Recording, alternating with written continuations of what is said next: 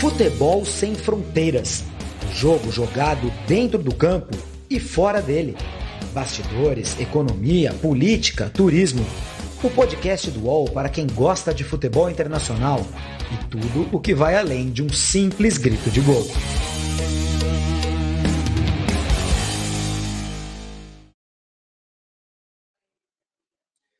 Olá, bom dia, boa tarde, boa noite para você que está conosco no podcast Futebol Sem Fronteiras, edição número 8. Hoje eu e Jamil Chad vamos conversar sobre a Eurocopa novamente, o torneio europeu que está chegando à sua hora decisiva, está chegando às quartas de final. Nós vamos falar sobre a Inglaterra. Será que a Inglaterra se transformou mesmo na grande favorita ao título? Vamos falar sobre o fato de Wembley receber as semifinais, a final desta Eurocopa, com até 60 mil pessoas. União Europeia muito preocupada com isso. Jamil Chad vai nos trazer os bastidores. O Jamil, que geralmente está com a gente na Europa e eu no Brasil, mas hoje nós invertemos. Eu estou na Europa, eu estou em Portugal e o Jamil Chad é quem está no Brasil visitando a família. Teve que fazer quarentena, PCR, tudo isso aí para chegar aí, Jamil? Um abraço para você. Boa tarde, Júlio. Bom dia aqui no Brasil. Bom dia a todos.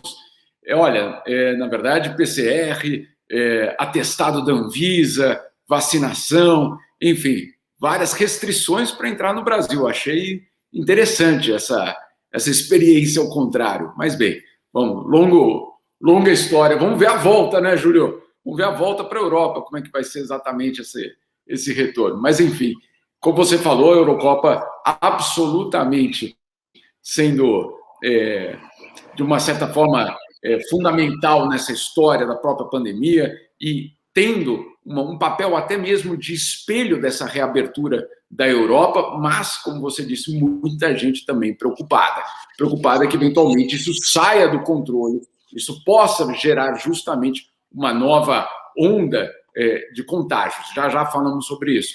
Mas você também tem razão em dizer que os ingleses estão muito, mas muito entusiasmados com a vitória de ontem, com o percurso da seleção e achando que vão terminar com a fila.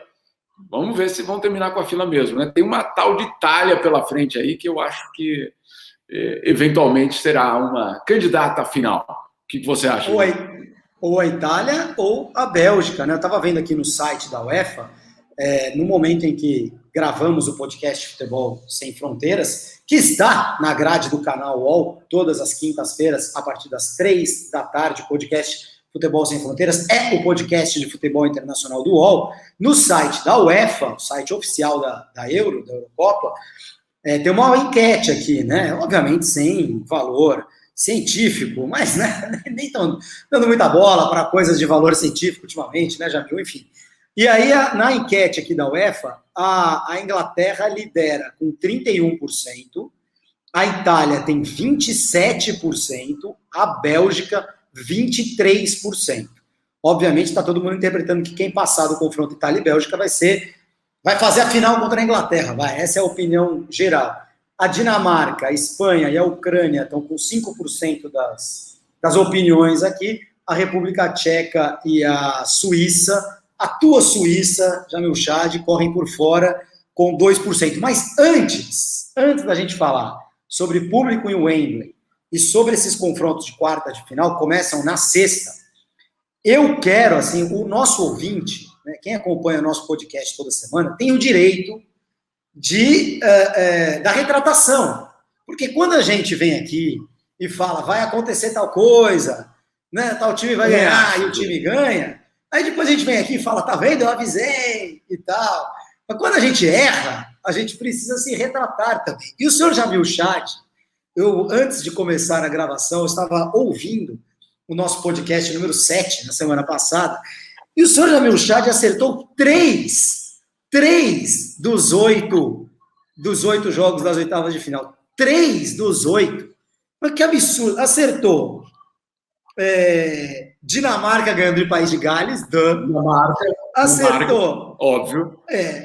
Acertou a Itália ganhando da Áustria com direito a uma frase do tipo: a Áustria não sabe nem o que está fazendo no torneio, e o jogo foi para a prorrogação, né? E acertou. Aí você foi bem. Acertou a Inglaterra, já viu? Eu tirei um sarro de você, falei: aposta na Inglaterra se quiser, que eu vou de Alemanha. Nessa me dei mal, já viu? Olha só, vamos resumir. Eu apostei nos dois que vão para a final, Itália e Inglaterra, Júlio. Entendi. Puxa, o resto é perfumaria. Mas olha, você tem toda a razão. O resto é perfumaria. Essa coadjuvante na Eurocopa. Não, exato, brincadeira, não vamos falar isso. Não, mas olha, isso leva a um outro assunto que é o assunto que está pegando muito na UEFA, que é a comprovação, pelo menos para a UEFA, de que a Eurocopa com 24 seleções funciona, que de fato traz emoção, que de fato traz a imprevisibilidade do futebol. Vamos lembrar aí dos 8 que vão para as quartas agora, dos 8, 4 não são favoritos, não são nem longe disso. Temos aí Ucrânia, né? Me ajuda aí, Júlio, Ucrânia, sim. Suíça, República Tcheca e Dinamarca. Né? Metade das quartas de finais a metade é feita por, basicamente, equipes, entre aspas, do segundo escalão europeu hoje. Né? Então, obviamente, pelos cruzamentos, etc. Entendo, absolutamente. Agora, a UEFA está comemorando o fato de que essa Eurocopa de 24 seleções teve esse resultado, teve essa imprevisibilidade. Quem diria que a Áustria ameaçaria a Itália? Quem diria que a Suíça tiraria a campeã do mundo? Vamos colocar também algo muito importante. A campeã do mundo já foi desclassificada, já saiu, campeã do mundo. A vice-campeã do mundo já saiu. E a campeã da Europa, o teu outro país aí, Portugal, também já saiu. Ou seja, você tem os atuais campeões dos grandes torneios fora, antes de começar as quartas de final. Então, isso aí para a UEFA é um alívio. Por quê? Porque a gente tinha muita crítica, Júlio, você deve se lembrar disso, quando a Eurocopa vive a sua expansão. Né? Lá atrás, vamos também só colocar no contexto histórico, por muitos anos a Eurocopa só teve 8 seleções, 8. Né? Isso nos anos 80 inteiro, início dos anos 90, depois ela passa para 16 seleções, ela só muda agora em 2016. Em 2016 ela passa para 24 seleções e já foi uma chiadeira, para que tanto, etc. E a UEFA veio agora com um recado muito claro. Olha, a Eurocopa com 24 não é só uma questão de futebol, é uma questão também de festa, de trazer esses outros países para dentro da festa, para justamente expandir. Claro, expandir a grana também, né, Júlio? Não vamos ser ingênuos aqui. A UEFA, para você ter uma ideia, para 2016 já viu um incremento de 36% na renda da Eurocopa em comparação com 4 anos antes. Então, a expansão de jogo, claro, ela pode ser chata em algum momento, pode, mas ela traz dinheiro e traz as festas para esses países que agora participam. E agora, para a UEFA, traz também essa imprevisibilidade dentro do torneio, o que, claro, traz mais emoção. Pior que poderia acontecer seria um torneio previsível de quem chegaria nas quartas, que é um momento decisivo. Por isso que a UEFA comemora, neste momento, dinheiro, público e imprevisibilidade, o que ela queria para a Eurocopa. Ô, Jamil, tem um fator que as pessoas precisam também entender sobre a Eurocopa, sobre a quantidade de times, né? Eu estava vendo enquanto você falava, eu estava fazendo uma busca aqui. A primeira Eurocopa de 1960 foi vencida pela União Soviética, aliás, uma final União Soviética e Iugoslávia, hein? Final de países que já não existem mais. Ela teve nas eliminatórias, né, 18 países. E aí 4 participaram da fase final, apenas 4. Em 1964, já foram 29 países. Tá? A Eurocopa teve 4 seleções na fase final, em 60, em 64 em 68, é que eu estava vendo aqui a qualificação só. Em 60, 64, 68, aí em 1972, a mesma coisa, em 1976, a mesma coisa, então já são as 5 primeiras edições, em 1980 é que muda para 8. Muda para 8. Em 1996, muda para 16. E em 2016, como você bem lembrou, muda para 24. Agora, sabe quantos países participaram das eliminatórias agora para Euro 2020? 55, gente. De 29 países, 30, 32. Eu olhei, acho que a de 88, foram 35 países nas eliminatórias.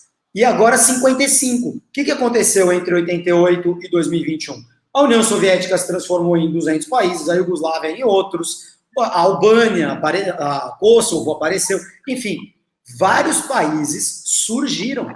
A Europa é um continente hoje que tem o dobro de países, tem o mesmo tamanho, mas tem o dobro de países do que tinha 30, 40 anos atrás. Então é natural, e ainda mais num futebol global, em que a gente está vendo na prática como o jogo virou mais equilibrado, em que qualquer um pode ganhar de qualquer um mesmo, é natural que classifiquem-se mais países e mais zebras aconteçam. Zebras no papel, né? Porque na última Euro já foi um terceiro colocado de grupo que foi campeão. Portugal passou como terceiro colocado da fase de grupos. Num formato de que se classificassem apenas 2, Portugal não teria nem passado de fase. Portugal passou como um dos terceiros colocados e foi campeão. E nessa Euro aqui, dos 4 terceiros colocados, 3 avançaram eliminando os primeiros. A República Tcheca, que eliminou a Holanda, que tinha vencido todos os jogos, a Suíça, que eliminou a França, e a Ucrânia, que passou com o saldo negativo de 1, passou porque a Espanha goleou a Eslováquia. Lá no último dia, aí a Ucrânia conseguiu entrar como a pior terceira colocada, e a Ucrânia também tirou um primeiro colocado, que foi a Suécia. O único terceiro que não passou foi Portugal, justamente campeão em 2016. O único terceiro colocado que não passou foi Portugal. Aliás, do grupo da morte, já morreu todo mundo. Todo mundo. França, Alemanha e Portugal. Agora, eu poderia me livrar dessa, falar, tirei sarro do Jamil, que acertou 3 de 8, e ele nem me perguntou quantos que eu acertei mesmo, né? Porque eu também não fui muito melhor, não. Eu acertei 4 de 8. É só que as minhas frasezinhas foram melhores do que as tuas. Eu anotei aqui, ó. Vamos lá, quero ouvir. Dinamarca eu acertei também, assim como você. A Itália acertei também. Falei que a Itália era a grande barbada das oitavas aí. O fato do jogo da Itália ter ido para a prorrogação foi muito surpreendente mesmo. Agora, eu acertei a Tchequia ganhando dos Países Baixos, que você insiste em chamar de Holanda e República Tcheca, por isso que você errou. Tá vendo? É um absurdo. É um absurdo. Eu acertei a Tchequia ganhando da Holanda. Aí, eu acertei a Bélgica ganhando de Portugal. O senhor errou. Eu falei, tô achando que vai dar Bélgica. França e Suíça, logicamente, nós dois erramos. Mas eu fui bem, porque eu falei, a França passa nos pênaltis. Esse jogo vai acabar empatado. Eu considero um semi-acerto, vai. Você me dá esse semi-acerto aí, Jamil? Ou não? Eu dou, mas vamos lembrar o que aconteceu no jogo. Tava 3-1, né? Mas antes estava 1-0 com o pênalti para a Suíça, né? 1-0, pênalti para a Suíça. O cara lá, o Rodrigo Rodrigues, esqueci, o Rodrigues, da Suíça, chuta o pênalti muito mal. A França, no ataque seguinte, quase empata com o Mbappé. 4 minutos depois você estava ganhando o jogo, aí você fala, já vimos essa história 1000 vezes, né? O time pequeno vai, tem a chance de ganhar e perde. Só que aí a Suíça acabou empatando ainda no final do jogo e a França se deu mal. Eu acertei que ia empatar. Achei que a França fosse passar nos pênaltis, passou a Suíça. Croácia, os dois erramos. Croácia e Espanha, os dois erramos. Curiosamente, no meu bolão eu botei a Espanha, mas não sei porque no nosso podcast eu falei Croácia. Suécia e Ucrânia, os dois erramos e a mesma coisa. No bolão eu botei Ucrânia, mas erramos. E a Inglaterra e a Alemanha, meus parabéns para você, Jamil, porque eu nunca aposto na Inglaterra contra a Alemanha. Não, eu sei, mas em termos lógicos, não, mas eu acho que a Inglaterra... Bom, primeiro, a Alemanha é o fim da era Joaquim Low. Né? Não é um momento bom, não é um momento de inspiração. É o Low tentando salvar o seu legado e arrastando o pé, na verdade. Isso que vem acontecendo desde 2018. A Copa do Mundo já foi um desastre para a Alemanha e agora a Euro confirmou esse desastre. Confirmou pelo menos essa fase complicada. O Low sai numa situação bastante diferente do que ele estava lá em 2014, absolutamente aplaudido, absolutamente uma unanimidade.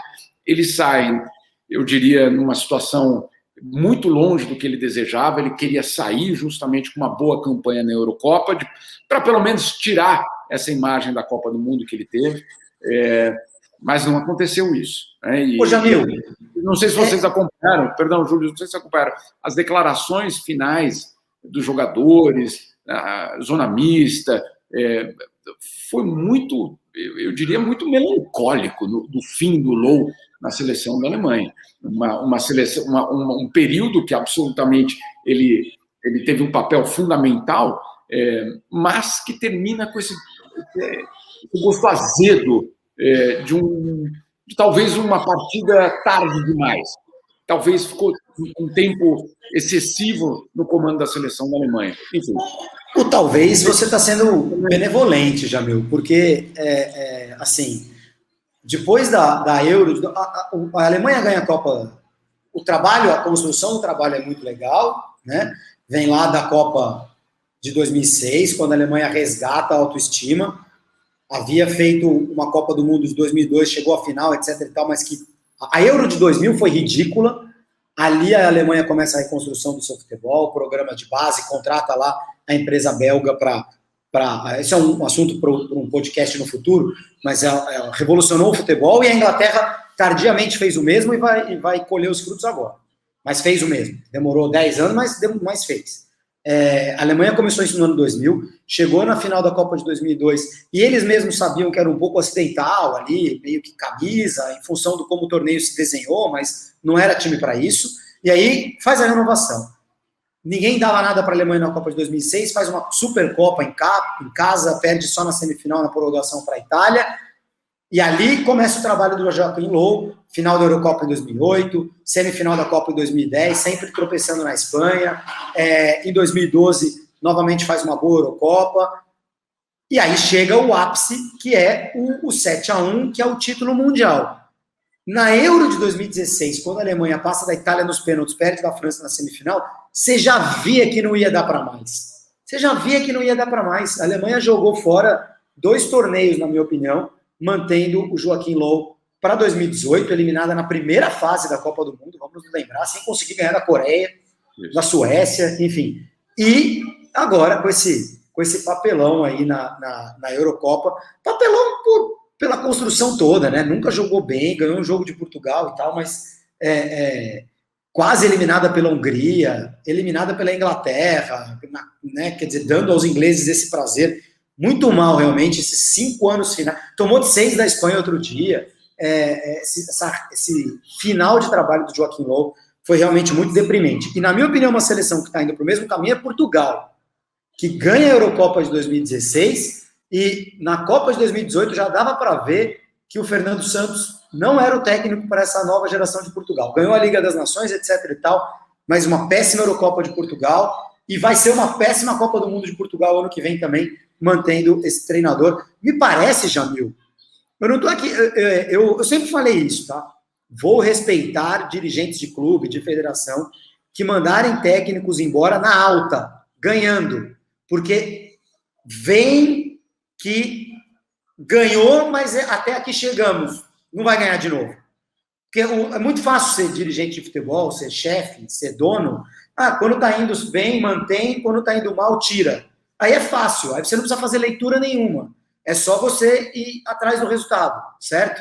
Agora, você pode olhar um trabalho que não está tendo resultados e falar, isso aqui está sendo bem feito, e lá na frente vai dar título, assim como você pode olhar um trabalho e falar, isso aqui deu título, mas não vai dar mais. precisa trocar. E eu nunca vi dirigente com essa coragem, Jamil, de mandar técnico embora campeão. Eu acho que isso é um trabalho muito difícil de ser feito, porque, claro, você tem a pressão da torcida, a pressão de eventuais patrocinadores.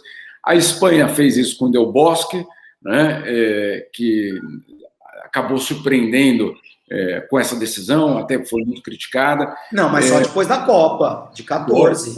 Depois da Copa. Não depois da vitória.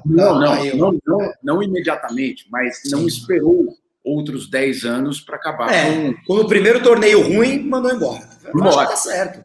Né? 2012 ainda ganhou a Eurocopa, e aí esperou mais 2 anos. Agora, você tocou num ponto aí, eu acho que é importante.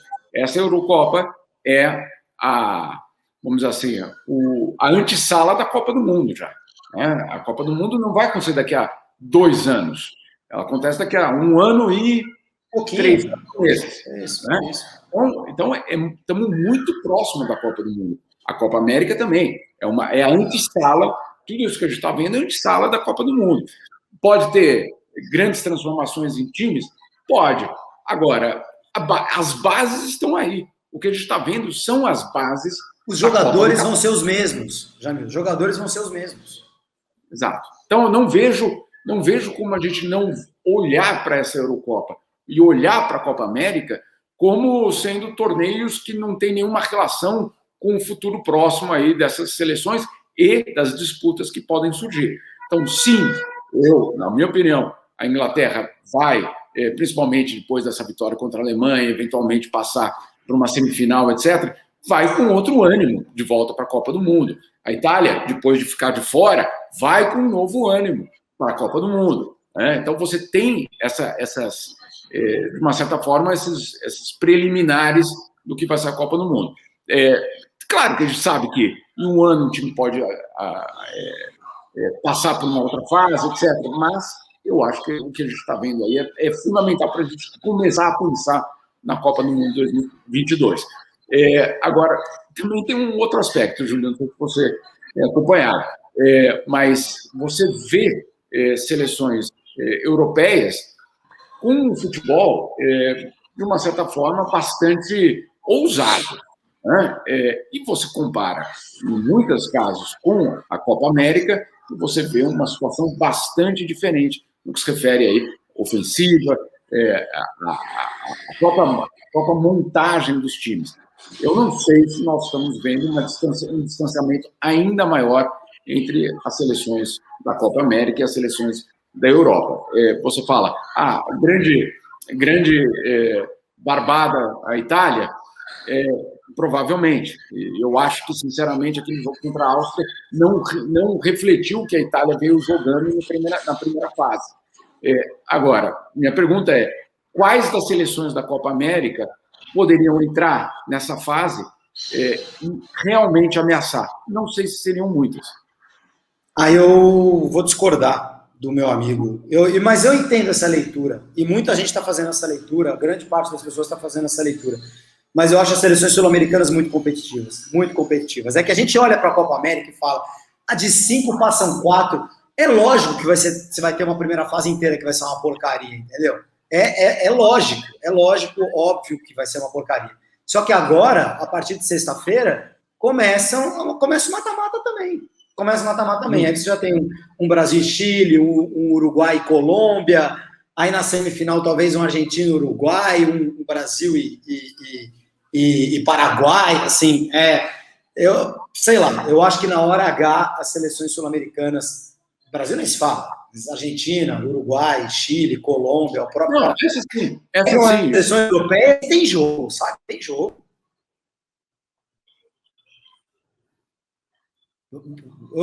Tô te ouvindo. Não, as grandes sul-americanas, sim, mas a minha pergunta é qual é a possibilidade de você ter um desafio, né? Você trazer um Equador, você trazer as outras seleções sul-americanas que, de fato, possam colocar em risco as seleções europeias numa Copa do Mundo, eventualmente que elas possam se cruzar. Sim, Brasil, sim, Uruguai, sim, Argentina, provavelmente o Chile, etc. Mas E as demais? Será que elas teriam essa possibilidade de fato, criar essas surpresas? Mas entram 4, né? Entram 4, 5, e é isso aí, lógico. Também na Europa vão entrar 13 para a Copa do Mundo, e das outras 40, possivelmente umas 5, 6 poderiam estar lá e tal, mas as outras também não, né? Vamos lá, eu acho que... Mas o futebol, de uma forma geral, está muito mais equilibrado, né, Jamil? Muito mais equilibrado. Os jogadores da Áustria e da Venezuela e da Macedônia do Norte, não sei o quê, jogam nas ligas, jogam nos clubes e realmente os jogos... Você olha para as quartas de final da Eurocopa, quero passar por elas agora com você, e fala, nossa. Só que aí, quem meteu o gol no gol da Ucrânia, ontem o primeiro gol da Ucrânia, foi o Zinchenko, que é um titular do Manchester City, finalista da Copa da Europa, entendeu? Então, quer dizer, o Alaba, que Bayern de Munique, Real Madrid, joga na Áustria. Então, os jogadores, o futebol se globalizou mesmo, né? Não é mais coisa de 1 ou de 2, vai ser cada vez mais difícil ganhar, ser campeão mesmo, termos campeões repetidos, vai ser cada vez mais difícil esse tipo de acontecer, não é nenhuma... É a segunda vez na história, só, Jamil, fiz essa pesquisa, é a segunda vez na história que os finalistas de uma Euro não ficam nem entre os 8 da Euro seguinte. E aí ela, mas Júlio, você mesmo falou, as primeiras edições tinham só 4, mas eu fui pesquisar as eliminatórias dessas edições. Sempre o campeão da anterior ficou pelo menos a um passo de entrar entre os 4, de ir para a fase final entre os 4, ou estava quando a Euro tinha 8, ou pelo menos um deles chegou às quartas de final quando a Euro tinha 16. Mas só entre 96 e 2000. 96 a final foi Alemanha e Tchequia, né? E no ano 2000 nem a Alemanha nem os tchecos estavam nas quartas de final, né? Foi a Euro patética da Alemanha, justamente, que deu aquele clique nos alemães em 2000. Só naquela ocasião aconteceu a mesma coisa que está acontecendo agora. França e Portugal, finalistas da última Euro, não aparecerem nem entre os 8, e eu acho que isso vai ser cada vez mais comum, Jamil, cada vez mais comum. Os jogos são cada vez mais equilibrados. É por isso que chegou a hora da Inglaterra, que é um pouco agora ou nunca. Mas antes da gente falar da Inglaterra, e o que eu quero que a gente encerre nosso podcast falando da Inglaterra e de Wembley, passando as quartas de final, sexta-feira temos Suíça e Espanha, à 13h, né, horário de Brasília, Bélgica e Itália às 16h, horário de Brasília. No sábado, à 13h, Chequia e Dinamarca, e às 16h, Ucrânia e Inglaterra. Suíça e Espanha, Jamil, até um texto que eu publico nesta quarta-feira no meu blog, no UOL Sport. A Suíça, Jamil, quem lembrou disso foi o nosso amigo Fernando Duarte, no Twitter. Foi campeã mundial sub-17. Né? Pouca gente se lembra disso. Eu só quero falar o nome certo, que você também não vai lembrar, apesar de você ser suíço. Né? 2009. Em 1900 e 2009, você é um torcedor desnaturado da gloriosa Suíça. Em 2009, a Suíça foi campeã mundial sub-17, o grande momento da história do futebol suíço. 12 anos depois, a Suíça está aí eliminando a França, empatou com o Brasil na última Copa do Mundo. Aí você fala, é uma base, tal, não sei o quê. Mas, na verdade, são 3 caras. O Ricardo Rodrigues, que jogou no Milan, hoje está no Torino, que perdeu o pênalti contra a França. O Seferovic, que foi o grande jogador daquela Suíça, sub-17. E o Haka, que hoje está no Arsenal e que é o capitão do time. Esses 3 caras seguiram, eram importantes naquele time e são titulares até hoje na seleção da Suíça. Sabe quem tinha naquele Brasil? O Brasil perdeu da Suíça naquele sub-17. O Brasil foi eliminado na primeira fase. Neymar, Casemiro, Felipe Coutinho, Alisson. 4 jogadores aí da base atual da seleção brasileira. Então, olha que interessante, né? A Suíça carregou, esse sub-17, você carrega 3, 4 jogadores mesmo, e a Suíça carregou essa turma e hoje está aí nas quartas de final da Eurocopa, a seleção da Suíça. Esse jogo, aliás, a Espanha, que vai enfrentar a Suíça, tem o Morata, que estava naquela seleção sub-17, tem o Isco, tem alguns jogadores, o Isco não está na seleção hoje, mas tem o Morata, que estava naquela seleção, tem o Sarabia, hoje no time, que estava naquela seleção. É interessante que 12 anos depois haja esse reencontro entre Suíça e Espanha. E, Jamil, eu acho que a Espanha é favorita, pelo momento que carrega, pelas vitórias que teve para esse jogo, que será disputado em... Depois eu confirmo para a gente daqui a pouquinho. Eu já confirmo já. Acho que a Espanha é favorita, Jamil, mas a Suíça agora não pode mais ser descartada. Vai ser em São Petersburgo esse jogo. Júlio, vamos lá sobre a Suíça. Eu sei que eu apostei na França, mas a história da Suíça, do futebol suíço dos últimos, eu diria, 10 anos, é uma história consistente. É uma história de você ter repetidas qualificações para a Copa do Mundo, o que na Europa não é óbvio, você sabe muito bem disso. Me corrija, mas eu acho que a Suíça se classificou para as últimas 4 Copas seguidas. 4 ou 5, ou seja, não é algo completamente óbvio um time, vamos dizer assim, desse porte, conseguir essa façanha de passar sempre pelas eliminatórias. Primeiro ponto. Segundo ponto, você falou aí dos jovens, né? Por quê? Porque você tem, de fato, 2 coisas que aconteceram na Suíça que explicam isso. A primeira delas foi a chegada real de imigrantes e refugiados nos anos 90, cujos filhos agora são parte da seleção da Suíça. Os filhos desses refugiados, desses imigrantes dos anos 90, que já nasceram na Suíça, ou alguns chegaram muito pequenos, hoje fazem parte dessa seleção da Suíça. E depois você teve, sim, investimento na base. Quem conhece eventualmente a Suíça, Júlio, sabe que você percorre o país, em todas as cidadezinhas tem um campo com uma grama perfeita e com iluminação. Então, assim, não olha que acidente, olha que fora da curva que aconteceu esse jogo. De fato, é um resultado de algo muito concreto. É ambicioso? Não é. Não tem grandes craques. Não é o time da Bélgica. Não é, por exemplo, a situação de outras seleções tradicionalmente que vão renovando. Não é, mas que tem esse papel. Com certeza. Eu acho, sim, que a Espanha continua sendo favorita. Sim, eu acho. Agora, como você falou, não dá para descartar? Não dá para descartar. É curioso como você teve no jogo contra a França, você deve ter acompanhado aí em Portugal, como houve uma torcida europeia completamente pró-Suíça nesse jogo, porque, claro, é campeão do mundo, contra a imagem que existe na Europa, de fato, de uma arrogância francesa, etc.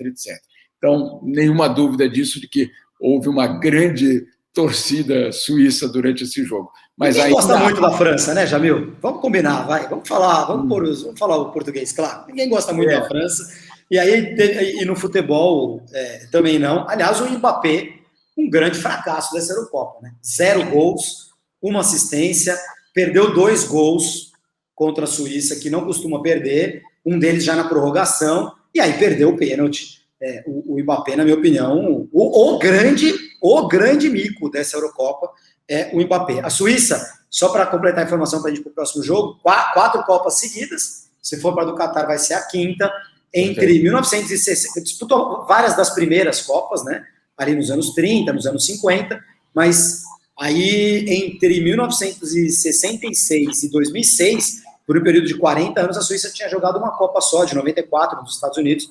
Então agora, realmente tendo uma consistência que nunca teve, e a 4ª Euro da Suíça nas últimas 5 edições, só não jogou em 2012. Você tem total razão nessa leitura, uma consistência que a Suíça nunca teve, e uma Suíça de imigrantes, né? Uma Suíça multiétnica, uma Suíça multirracial, e obviamente que isso trouxe resultados. O jogo, como eu disse, em São Petersburgo. O outro jogo da sexta-feira vai ser entre Bélgica e Itália, que é o jogo, acho que, mais esperado dessas quartas de final, né, Jamil? Porque todo mundo que fez ali os seus cruzamentos, naqueles bolões que são feitos antes do torneio e tal, o único jogo que muita gente acertou foi esse.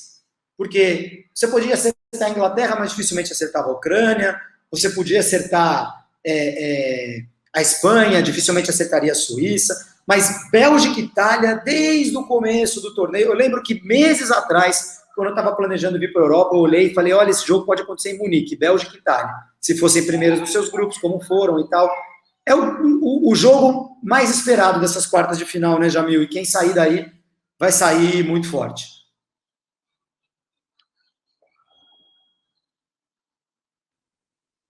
Vai sair muito forte e, sinceramente, Júlio, eu acho que é, de uma certa forma, o jogo decisivo daquele lado da tabela, né? Ou desse lado da tabela. Sim, tem a Espanha e a Suíça aí, mas eu acho que é o jogo decisivo. Como, basicamente, ao outro comentário, estava até comentando hoje pela manhã, na verdade, aí já está o começo da tarde da Europa, como a UEFA lamenta que esse jogo esteja acontecendo tão cedo, né? Que esse cruzamento esteja acontecendo tão cedo, mas é o formato, né? E isso não há como controlar. Se controlasse, aí a gente estaria falando em manipulação, mas aí é outra história. Sim. Eu vou postar na Itália nesse jogo. Vou postar na Itália a vida toda, porque apesar da Itália ter feito um jogo ruim contra a Áustria, eu assisti vários jogos da Bélgica nessa Eurocopa. Eu achei a Bélgica muito decepcionante. Contra a Dinamarca na primeira fase, contra Portugal. Passou o segundo tempo inteiro se defendendo. Se Portugal tivesse um pouquinho mais de ambição, um técnico um pouquinho mais corajoso, tivesse feito alguma troca mais ousada, que só trocou 6 por meia dúzia, né? Tira atacante, bota atacante. Tira volante, bota volante. Tira meia, bota meia. O técnico de Portugal, na minha opinião, teve uma atuação lamentável nesse jogo, porque a Bélgica abdicou do jogo no segundo tempo. Não jogou, não contra-atacou. Achei muito ruim a postura da Bélgica. Passou com sorte, eu acho, para o Portugal. Poderia ter acabado 1-1 tranquilamente aquele jogo. E tem a dúvida do De Bruyne, né, Jamil? Que nesse fracasso do Mbappé, acho que o De Bruyne acaba virando um pouco o favorito a ser o próximo eleito a melhor jogador, candidato a melhor do mundo, né, Jamil? Certamente. Está machucado, né? Está machucado. Mas ele é o candidato, né? Agora, ele pode, claro, ainda pode definir esse jogo. A Bélgica, sim, pode tentar fazer algo diferente do que ela fez nesses primeiros jogos, mas eu concordo contigo que a Itália é a favorita, pelo menos pelo histórico dessa competição e dessa participação da Bélgica. Vamos ver. Tua semifinal é Itália e Espanha também, igual a minha. Itália e Espanha. Vamos juntos, vamos afundar juntos nesse barco, é isso? Tá, beleza. Não precisa pensar assim, não, Júlio. Sábado tem Tchequia e Dinamarca, e aí, olha, aqui em Portugal, em 2004, Tchequia e Dinamarca se enfrentaram nas quartas de final. Eu fui cobrir esse jogo no Porto, foi 3-0 para a República Tcheca, então chamava República Tcheca. Foi 3-0 para aquele time que tinha o Rosic, que tinha o Peter Cech, que tinha o Milan Baros, que tinha o Jan Koller. Era um belo time da República Tcheca. Era time para ser campeão, acabou perdendo da Grécia, que tirou todo mundo. Tirou a França, tirou a República Tcheca, tirou e ganhou depois de Portugal, né? Ganhando todo mundo de 1-0. Mas a República Tcheca, eu fiz aquele jogo, e curiosamente esse jogo volta a ser disputado, mas dessa vez eu tô com a Dinamarca. Eu tô com a Dinamarca a vida toda, Jamil. Eu tô achando que esse time da Dinamarca aí tá muito interessante. O time da Dinamarca está interessante e ganhou um oxigênio completamente diferenciado com tudo que aconteceu no começo da competição. Vale lembrar que a Dinamarca já tem um histórico nas Euros, né? Numa Euro específica que os caras estavam de férias, eclode a guerra na Iugoslávia, quer dizer, na ex-Iugoslávia, o time fica de fora, eles que não tinham sido classificados entram para a Eurocopa. E naquele sentimento de não termos qualquer tipo de responsabilidade, chegam e foram campeões. né? Então, obviamente, aquilo ali foi muito específico, aquilo foi uma situação muito específica, mas não sei se, de repente, não está acontecendo aquele mesmo espírito, olha, o pior já passou, né? Porque aquilo ali que aconteceu podia ter sido muito pior do que qualquer desclassificação na primeira fase, etc. Então, não sei se tem essa mentalidade hoje ali de que vamos para frente, se tinha alguma coisa ruim para acontecer, já aconteceu, levar gol não é a pior coisa do mundo, tem coisa muito pior na vida do que levar gol, então, vamos para frente. O técnico também tem um histórico muito particular, porque ele não era nem para ter sido técnico da Dinamarca, então eu acho que tem várias coisas ali que podem explicar essa... Claro, e um bom futebol, né? Agora, vamos comparar com o teu técnico português, ousadia zero de um lado e, do outro lado, uma ousadia bastante surpreendente e bastante clara na partida, nos jogos e na forma, claro, de atuar. O técnico Kasper Hjulmand, que assumiu em julho do ano passado, realmente de forma surpreendente, técnico do Nordsjælland. E aí, com a coisa que aconteceu do Eriksen, aparece o tal do Damsgaard, aí, o menino de 20 anos, jogador da Sampdoria, que está aparecendo aí como um dos destaques aí da Eurocopa, assim como o Patrick Schick, o atacante do Bayer Leverkusen, que é o grande nome da Tchequia. E, por fim, Inglaterra e Ucrânia, que é o único jogo que a Inglaterra vai jogar fora da Inglaterra. Né? Jogou 4 jogos em Wembley, vai jogar em Roma, né? Esse jogo entre Bélgica e Itália é em Munique, o jogo entre Dinamarca e Tchequia é em Baku, no Azerbaijão, e aí o resto tudo em Wembley. As semifinais, a final, e essas quartas de final entre Inglaterra e Ucrânia, que vai ser em Roma. Né? O único jogo que a Inglaterra vai jogar fora. E a Inglaterra já viu que nunca chegou numa final de Eurocopa, e não chega numa final de grande torneio desde 1966, quando ganhou a sua Copa do Mundo, né? A Inglaterra, meu amigo, agora ou nunca, né? Joga contra a Ucrânia, que para mim é um time fraco. Passou e tal, mas é o mais fraco desses 8. Mais fraco desses 8. Ontem no jogo contra a Suécia teve 2 bolas na trave, teve um jogador expulso tolamente na prorrogação, e a Ucrânia, mesmo assim, ia acabar tendo que disputar pênaltis, acabou achando um gol no último lance lá da prorrogação, quando nem estava pressionando, nem estava atacando. Para mim, a Ucrânia é um time fraco mesmo. A Inglaterra contra a Ucrânia, depois na semifinal contra a Dinamarca ou contra a Tchequia, a Inglaterra meteu 5 nas eliminatórias, era do mesmo grupo. Já ganhou da Tchequia na primeira fase, de 1-0. Dessa Eurocopa agora, estavam no mesmo grupo também. A Dinamarca já seria um jogo mais equilibrado, na minha opinião. Mas se a Inglaterra não chegar nessa final agora, Jamil, vai chegar quando?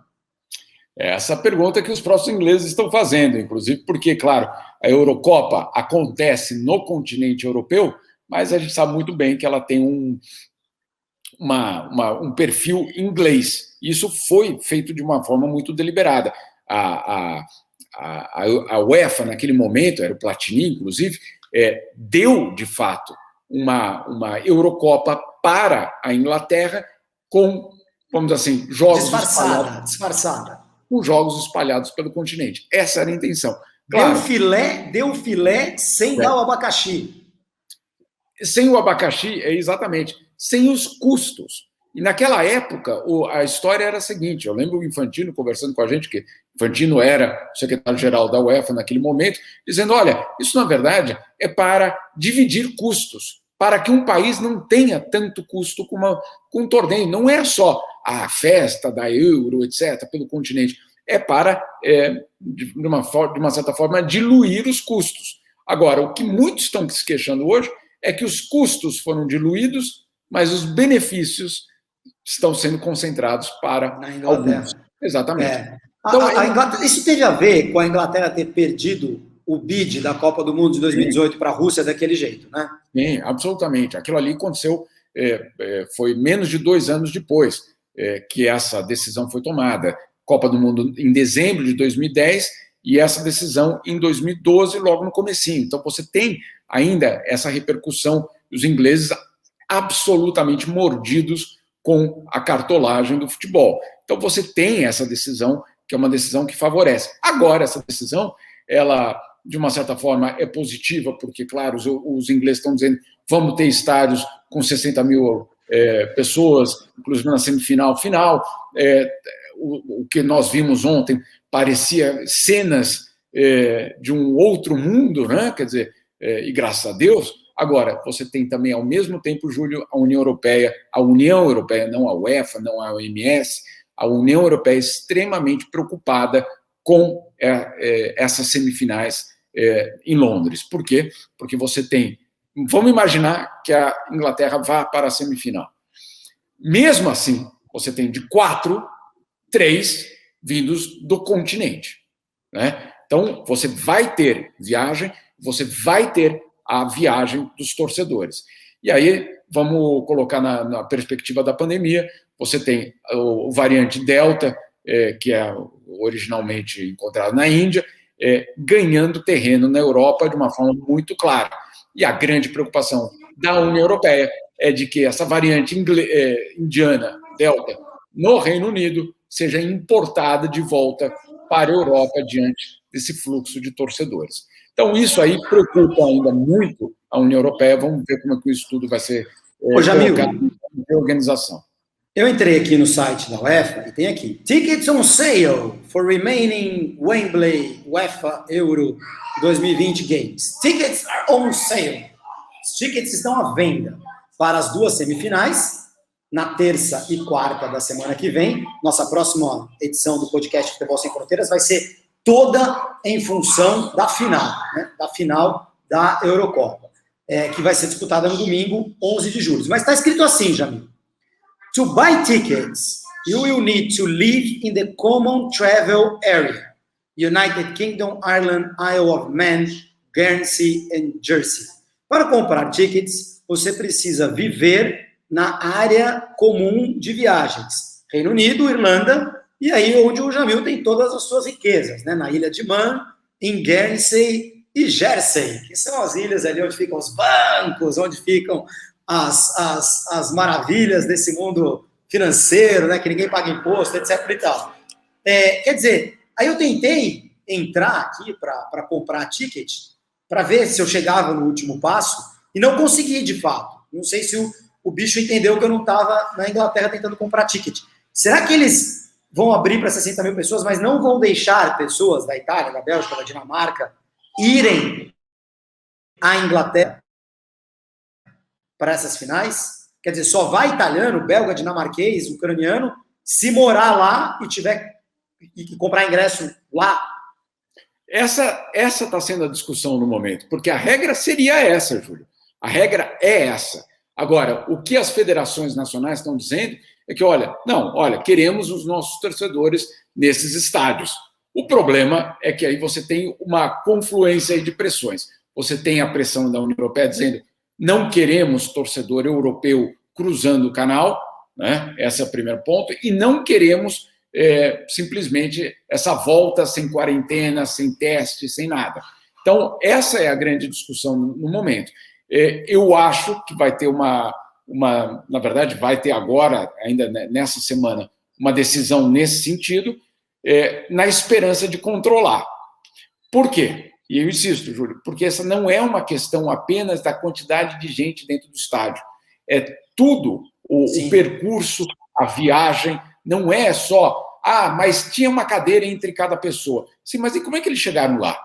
Como é que foi o metrô? Como é que foi o trem? Como é que foi o avião? Como é que... Entende? Então, é muito mais do que simplesmente você dizer, não, mas dentro do estádio estava todo mundo controlado. Não, a experiência, ir ao jogo de futebol, não é a experiência dos 90 minutos. Né? A experiência é o bar na esquina, é o cachorro quente. Né? Então, é muito mais amplo e muito mais difícil de ser controlado. Por isso, a União Europeia... Até porque, meu caro, nos sites de revenda, eu acabei navegando por alguns deles nos últimos dias, tentando ir no jogo de Portugal, lá em Sevilha, contra a Bélgica, perto de onde eu estou. No site de revenda, meu amigo, você pode comprar o ingresso lá morando na Inglaterra e botar no site de revenda e a pessoa vai comprar e vai pegar o avião e vai para a Inglaterra e vai assistir o jogo. Né? Quer dizer, isso é difícil de controlar. E te dou um detalhe ainda maior, que parece que a gente acha que essas coisas só acontecem na América Latina, etc. Mas, por exemplo, na Suíça, na própria Suíça, uma enorme prática de fraude de teste de PCR para viajar. Uia, né? Porque olha, o teste, tem isso? Porque o teste tem PCR Suíça, quente? PCR quente na Praça das Vai? Tem. E porque, olha, tanto que os suíços resolveram acabar com não era o custo do teste, quer dizer, o valor para você fazer o teste, chegava a ser de 180 euros. 180 euros por teste na Suíça. Né? Você tinha que pagar do bolso. E aí o que faziam aí, uma parte principalmente da população, era, obviamente, buscar alternativas. Vamos colocar assim, os suíços perceberam e reduziram o preço ou até eliminaram o custo do teste PCR. Mas aí eu vou te dizer, para você ter uma ideia de que você cria a lei e, obviamente, você cria, como dizem aí os nossos amigos espanhóis, você cria a trampa, né, da própria lei. Então, é exatamente todo esse cenário que a Europa está com medo. Porque o teste... Só dá um pulinho. PCR, só dar um pulinho na França ali, que é de graça para fazer o PCR, e aí os franceses estão quebrando o mercado de PCR lá na Suíça. Mas é isso, teremos casa cheia. O fato é que teremos casa quase lotada em Wembley, né? 60 mil pessoas, estádio praticamente. A imagem na TV vai dar a impressão de estádio completamente lotado, e vamos ver como que os ingleses vão fazer para controlar esse fluxo de pessoas dos países aí para as semifinais. Jamil, precisamos encerrar, então estamos fechados em Itália, Espanha, Inglaterra e Dinamarca na semifinal, é isso? Sim, senhor. Afundaremos juntos nessa Afundaremos juntos. Exato. Mas voltando ao ponto principal lá do início do que eu te falei, da UEFA, eles estão radiantes, felizes com a imprevisibilidade desse torneio. Muito bom. Então, no meu bolão, que eu e meus amigos tivemos que dar os resultados quando saíram o chaveamento das oitavas de final, eu botei Itália 2, Dinamarca 0 na final. Quando eu olhei, falei, caramba, que final é essa que eu botei? Mas eu tô cada vez mais achando que eu vou acertar essa final aí, viu? Itália e Dinamarca. Jamil, semana que vem a gente volta, quinta-feira, canal UOL, podcast Futebol Sem Fronteiras na sua plataforma preferida para ouvir podcasts, e a gente vai falar muito da final da Eurocopa, também da final da Copa América, e fazer aí um balanço geral dessas duas competições continentais que aconteceram ao mesmo tempo. Um abração, Jamil. Bom Brasil aí para você. Muito obrigado, Júlio. Boa Europa para você. Estamos em papéis invertidos, mas acompanhando o futebol dos dois lados aqui do Atlântico. Pega o edredom aí que eu vou pegar o meu calção aqui. Um abraço. Até a semana que vem. A gente volta na quinta-feira que vem com o podcast Futebol Sem Fronteiras. Tchau, tchau. Futebol Sem Fronteiras. Jogo jogado dentro do campo e fora dele. Bastidores, economia, política, turismo. O podcast do UOL para quem gosta de futebol internacional e tudo o que vai além de um simples grito de gol.